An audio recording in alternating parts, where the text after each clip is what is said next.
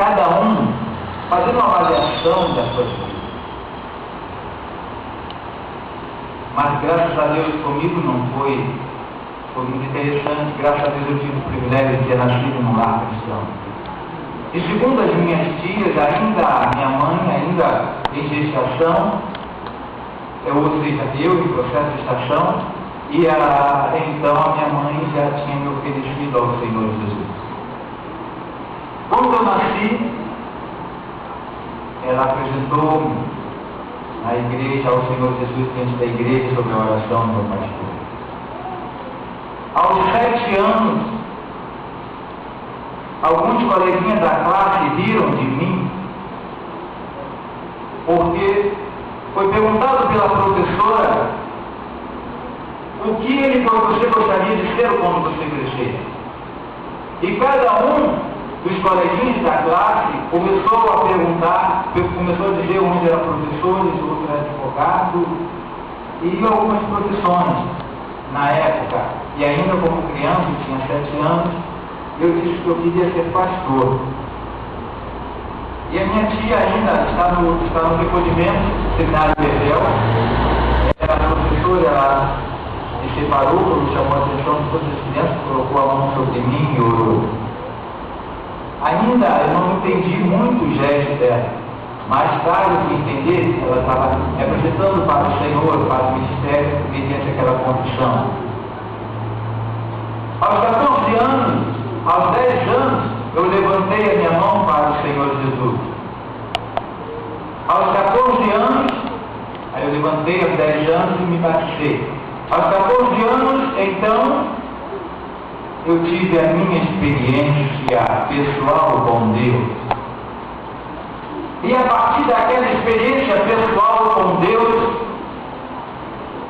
a partir dessa experiência, a minha entrega foi total e absoluta para o Senhor.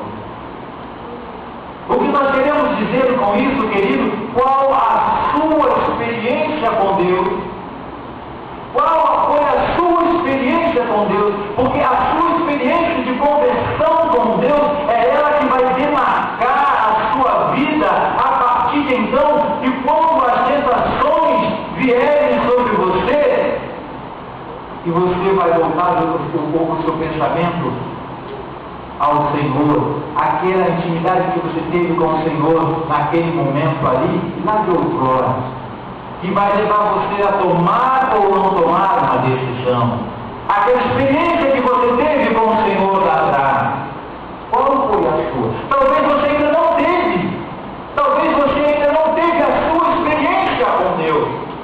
Qual foi a sua experiência com Deus? Que tal esta noite, a partir desta mensagem, assim como nós ouvimos a nossa mensagem, e se eu fosse contar o que realmente aconteceu, é uma outra mensagem.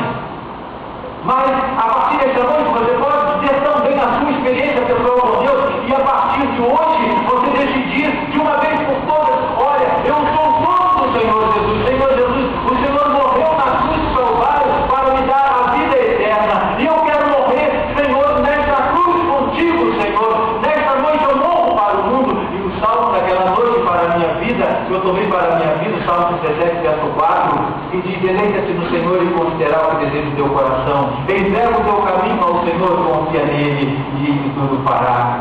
E a partir daquela noite, então, foi um marco na minha vida. E eu entreguei, e quantas tentações me sobreveio. Quantas tentações me sobreveio. O que o mundo ofereceu para mim.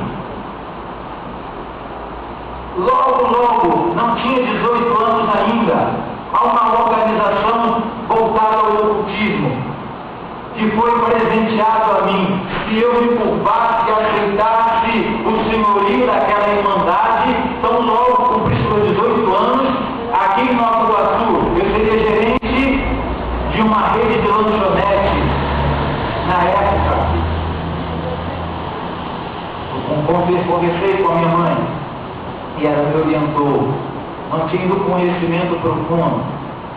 Fui convidado a tocar para conjuntos lá no mundo, conjunto na época, conjunto de rock, e um desses conjuntos é esse hoje que voltou a fazer sucesso pro diabo, roupa nova.